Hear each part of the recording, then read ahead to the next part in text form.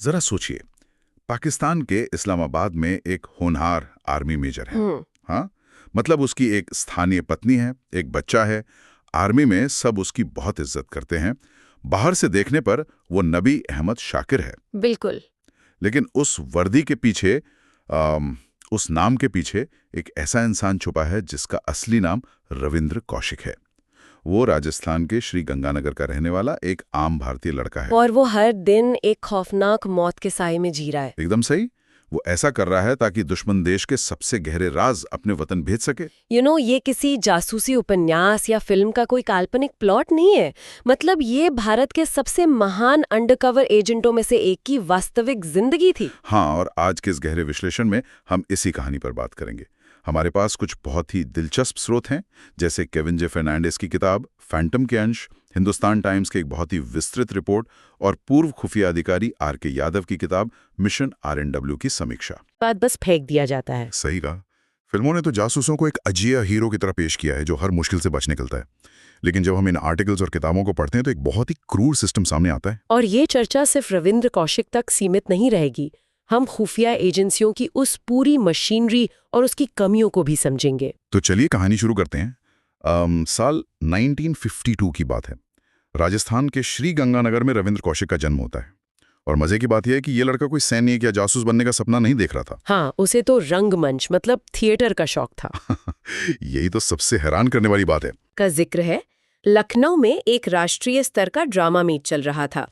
वहां रविंद्र एक mono act कर रहे थे। अच्छा, वो मोनो एक्ट जिसमें उन्होंने एक भारतीय सैनिक का किरदार निभाया था। हाँ, वही। उस नाटक में वो एक ऐसे सैनिक बने थे जो चीन के कब्जे में है। चीनी सैनिक उस पे बहुत भयानक टॉर्चर कर रहे हैं, लेकिन वो किसी भी कीमत पर अपने देश की जानकारी नहीं देता। मतलब उनका वो अभिनय इतना जीवंत रहा होगा कि दर्शकों में बैठे रॉ के अधिकारियों की नजर उन पर पड़ गई। एकदम।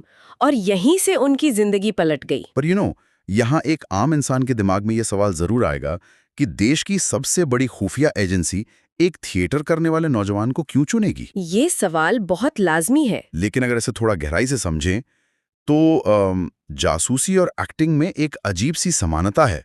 मतलब अपनी असली पहचान को पूरी तरह मिटाकर किसी और के सांचे में ढलने का काम एक बेहतरीन एक्टर से बेहतर और कौन कर सकता है? बहुत सही पॉइंट है।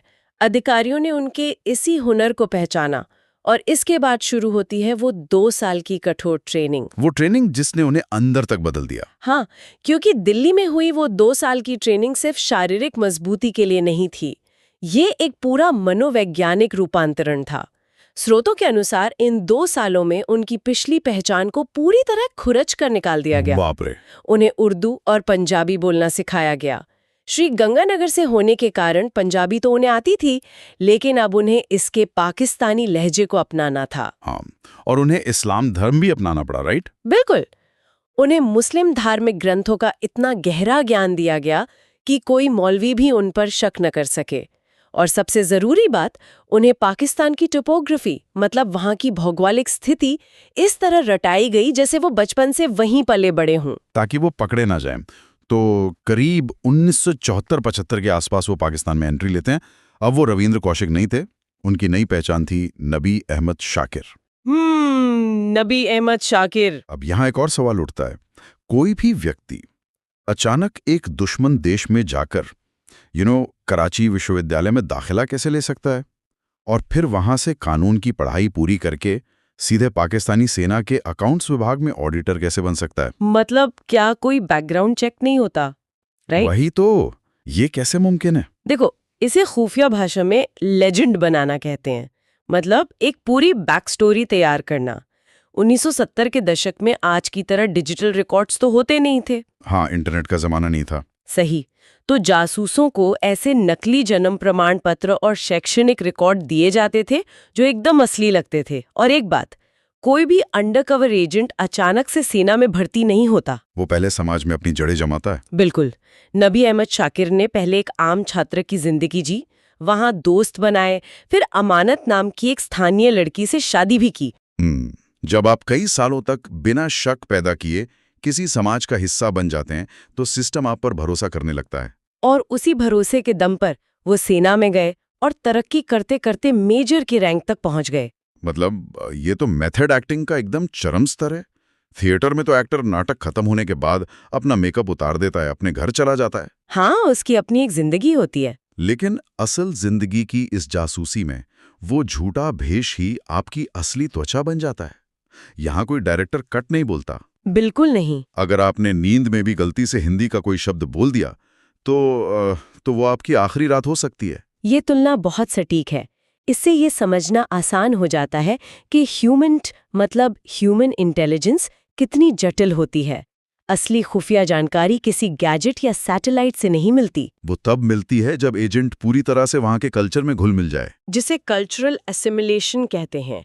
और मेजर नबी अहमद शाकिर पाकिस्तानी सेना के भीतर एक ऐसा अदृश्य कैमरा बन गए थे जिस पर किसी की नजर ही नहीं थी। और इस अदृश्य कैमरे ने 1979 से 1983 के बीच जो काम किया वो बहुत ही शानदार था। उन्होंने पाकिस्तानी सेना की बहुत ही संवेदनशील जानकारियां भारत भेजी। हाँ, जिससे भारत को उनकी रणनीतियों का पहले ही पता चल जाता था। इसी के लिए उन्हें ब्लैक टाइगर की उपाधि दी गई थी। हमारी स्रोत सामग्री बताती है कि ये उपाधि कथित तौर पर तत्कालीन प्रधानमंत्री इंदिरा गांधी या एसबी चौहान द्वारा दी गई थी। ये कौशिक के करियर का सबसे ऊंचा मुकाम था। लेकिन ह्यूमन ऑपरेशंस की सबसे बड़ी दिक्कत यही है कि ये एक इंसानी श्रृंखला पर निर्भर करता है। हाँ, चेन का एक हिस्सा टूटा और सब खत्म, एकदम ताश के पत्तों की तरह। और 1983 में यही हुआ। रॉ ने इनायत मुसीहा नाम के एक निचले स्तर के एजेंट को कौशिक से संपर्क करने के लिए पाकिस्तान भेजा। मसीहा बॉर्डर पार करते ही पाकिस्तानी खुफिया एजेंसियों की नजर में आ गया और पकड़ा गया। अब यहां मुझे यह समझ नहीं आता कि रॉ जैसी संस्था अपने सबसे कीमती एसेट से संपर्क करने के लिए एक नौसीखिए को क्यों भेजेगी। ये खुफिया ऑपरेशंस में एक बहुत बड़ी रणनीतिक चूक मानी जाती है। जब कोई एजेंट दुश्मन की सीमा में इतनी गहराई तक पैठ बना लेता है तो उससे सीधे संपर्क नहीं किया जाता, कटआउट्स का इस्तेमाल होता है ताकि मुख्य एजेंट सुरक्षित रहें। लेकिन यहाँ ऑपरेशनल सुरक्षा में भारी चूक हुई। पाकिस्तानी एजेंसियों की भयानक यातनाओं के सामने मसीहा टूट गया। उसने बता दिया कि नबी अहमद शाकिर असल में कौन है। अरे बाप रे! इसके बाद जो हुआ वो सच में किसी बुरे सपने जैसा था। पाकिस्तानी एजेंसियों ने एक पार्क में जाल बिछाया। जब मसीहा कौशिक से मिलने गया तो उन्हें गिरफ्तार कर लिया गया। सालों की वो निखुत, मतलब निर्दोष पहचान, वो लेजेंड, वो रुतबा, सब कुछ पल भर में राख हो गया। 1985 में उन्हें मौत की सजा सुनाई गई, जिसे बाद में उम्र कैद में बदल दिया गया। सुनने में उम्र कैद शायद मौत से बेहतर लगे, लेकिन एक पकड़े गए जासूस के लिए ये मौत से भी बदतर होती है। बिल्कुल। अगले 16 सालों तक उन्हें सियालकोट, कोट लखपत और मियांवाली जैसी जेलों में रखा गया।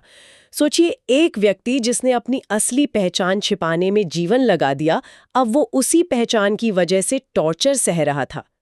एकांत कारावास, शारीरिक प्रताड़ना। उन्होंने अपने शरीर को पूरी तरह टूटते हुए देखा होगा, लेकिन उनका दिमाग और भावनाएं भारत से जुड़ी रहीं। उन्होंने चुपके से अपने परिवार को कुछ खत भेजे थे। हाँ, उन खतों के अंश बहुत मार्मिक हैं। स्रोत सामग्री में एक खत का जिक्र है जहां वो पूछते हैं, क्या भारत जैसे बड़े देशों के लिए कुर्बानी देने वालों को यही मिलता है? ये दिल दहला देने वाला है। और हिंदुस्तान टाइम्स के लेख में उनके एक और खत का जिक्र है जो उन्होंने मौत से सिर्फ 3 दिन पहले लिखा था। उसमें उन्होंने लिखा, अगर मैं अमेरिकी होता तो 3 दिन में इस जेल से बाहर आ जाता। एक लाइन में उस इंसान की पूरी पीड़ा और हमारे सिस्टम की कड़वी सच्चाई साफ दिखती है। अमेरिका या इजराइल जैसे देश अपने एजेंटों को निकालने के लिए कूटनीतिक आसमान सर पर उठा लेते हैं, कैदियों की अदला बदली कर लेते हैं। लेकिन भारत के इस ब्लैक टाइगर को उसके हाल पर छोड़ दिया गया और अंततः नवंबर 2001 में मुल्तान जेल में 16 साल का नर्क झेलने के बाद टीबी और दिल की बीमारी से उनकी मौत हो गई। और उनके परिवार को भारत सरकार से क्या मिला? सिर्फ एक नाममात्र की पेंशन, शुरुआत में 500 रुपये महीना, जो बाद में 2000 रुपये कर दी गई। मतलब जब कोई इंसान सरकार के आदेश पर अपना सब कुछ दांव पर लगा रहा है तो सरकार पकड़े जाने पर उसे ऐसे लावारिस कैसे छोड़ सकती है? इसके पीछे जासूसी की दुनिया का सबसे क्रूर नियम काम करता है। इसे संभावित इनकार या प्लॉजिबल डिनायबिलिटी कहते हैं। प्लॉजिबल डिनायबिलिटी? हाँ, जब भी कोई एजेंसी किसी को ब्लैक ऑपरेशन पर भेजती है तो ये पहले दिन से तय होता है कि पकड़े जाने पर सरकार उसे पहचानने से पूरी तरह इनकार कर देगी। पर ऐसा क्यों? कोई देश अपने ही जासूस को पहचानने से मुकर क्यों जाता है? क्योंकि अगर कोई देश आधिकारिक तौर पर मान ले कि पकड़ा गया जासूस उनका है, तो ये सीधे तौर पर दूसरे देश की संप्रभुता पर हमला माना जाएगा। मतलब युद्ध जैसी स्थिति बन सकती है? बिल्कुल। अंतर्राष्ट्रीय प्रतिबंधों और कूटनीतिक शर्मिंदगी से बचने के लिए उसे एक इंसान को त्यागना सिस्टम की मजबूरी बन जाती है। वो इंसान अब एक डिस्पोजेबल एसेट है। ये वास्तविकता सच में बहुत डरावनी है। और जब हम इन आर्टिकल्स और किताबों को आगे पढ़ते हैं तो पता चलता है कि रविंद्र कौशिक की कहानी कोई इकलौती घटना नहीं है, ये एक पूरा पैटर्न है। हाँ, कई और नाम भी स्रोतों में सामने आते हैं। जैसे सरबजीत सिंह का मामला।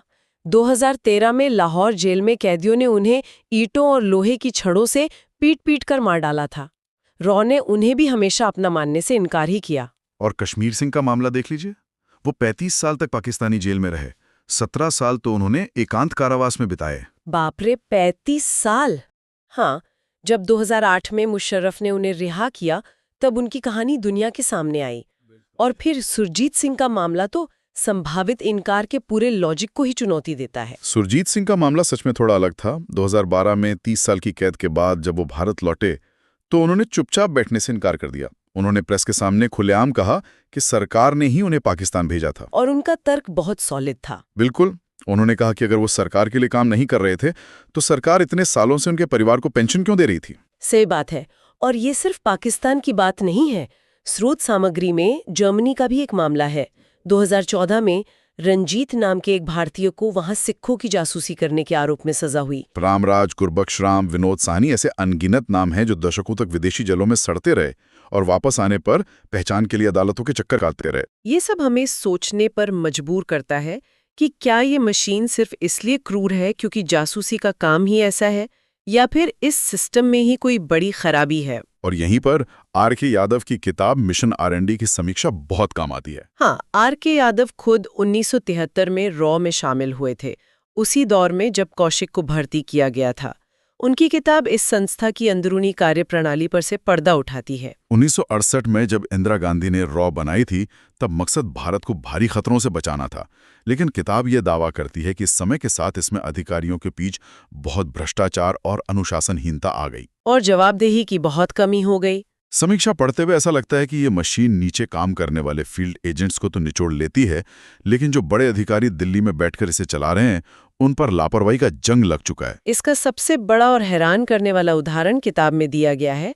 1999 में इंडियन एयरलाइंस की फ्लाइट IC 814 का अपहरण। वो हाईजैक तो भारत की सबसे बड़ी सुरक्षा विफलताओं में से एक है। बिल्कुल।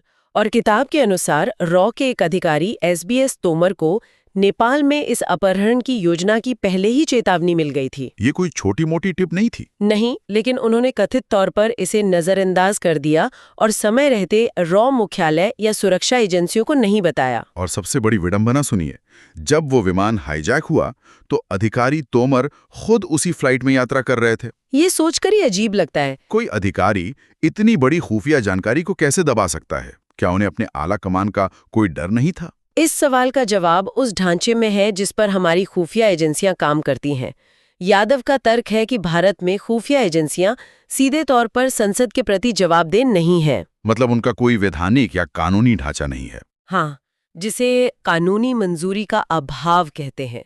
जब कोई संस्था किसी ऑडिट या संसदीय समिति के घेरे में नहीं आती तो अधिकारियों में लापरवाही पनपने लगती है। कोई उनसे पूछने वाला नहीं होता कि करोड़ों के सीक्रेट फंड का क्या हो रहा है या कोई अहम जानकारी क्यों इग्नोर की गई। ये बहुत ही परेशान करने वाला विरोधाभास है। मतलब एक तरफ रविंद्र कौशिक जैसे एजेंट्स हैं जो अपना परिवार, अपनी जान सब कुर्बान कर रहे हैं, दुश्मन की जेलों में कोड़े खा रहे हैं, और दूसरी तरफ उसी सिस्टम को चलाने वाले कुछ लोग बिना किसी जवाबदेही के एसी कमरों में बैठे हैं। जब गोपनीयता ही गलतियों को छुपाने का पर्दा बन जाए तो सबसे बड़ी कीमत वो चुकाता है जो फील्ड में खड़ा है। अंतर्राष्ट्रीय जासूसी का इतिहास ऐसे ही रहस्यों और गुमनाम लाशों से भरा है। हर देश की एजेंसी इसी सिद्धांत पर काम करती है, लेकिन जब भीतर ही भ्रष्टाचार हो तो ये प्लॉजिबल डिनायबिलिटी देश हित की ढाल कम और अपनी कमियां छुपाने का हथियार ज्यादा लगने लगती है। जैसे जैसे हम इस चर्चा के अंत की ओर बढ़ रहे हैं, ये सारी जानकारी हमें जियोपॉलिटिक्स को देखने का एक बहुत ही कड़वा नजरिया देती है। स्कूलों में हमें संधियों और राजनेताओं के बारे में पढ़ाया जाता है, पर असल में ये सारा कूटनीतिक ढांचा उन अनगिनत लोगों के नष्ट हुए जीवन और उनकी गुमनाम कब्रों की नींव पर खड़ा है। इतिहास की किताबों में उनका नाम कभी दर्ज नहीं होता। उनके शव कभी घर नहीं लौटते, उनके सीने पर कोई मेडल नहीं सजाया जाता और उनके सर्वोच्च बलिदान के बदले उनके परिवारों को बस वो 500 या 2000 रुपए की नाममात्र पेंशन मिलती है। एक देश की सुरक्षा के लिए किसी व्यक्ति का कागजों और हकीकत दोनों में पूरी तरह से मिट जाना, ये एक ऐसी सच्चाई है जिसका सामना करना बहुत असहज होता है। बिल्कुल। और इसी असहज कर देने वाली सच्चाई के साथ आज की चर्चा खत्म करने से पहले मैं एक सवाल छोड़ना चाहूंगी। बताइए। जब किसी अंडरकवर जासूस को सीमा पार भेजा जाता है तो देश में उसके जन्म के प्रमाण, उसके वजूद के सारे कागजात जानबूझकर नष्ट कर दिए जाते हैं ताकि दुश्मन उस तक न पहुंच सके। सही बात है। तो एक बहुत बड़ा कानूनी सवाल उठता है, जब कागजों पर उस व्यक्ति का कोई अस्तित्व ही नहीं बचा, वो इंसान कानूनी रूप से कहीं है ही नहीं, तो क्या दुश्मन देश की जेल में उसके साथ हुए भयानक टॉर्चर को अंतर्राष्ट्रीय कानून के तहत कोई अपराध माना भी जा सकता है? ये तो बहुत गहरा सवाल है। क्या अपने ही देश द्वारा किसी की पहचान को हमेशा के लिए मिटा देना ही एक जासूस के लिए सबसे बड़ी और अंतिम सजा बन जाती है? जरा सोचिएगा।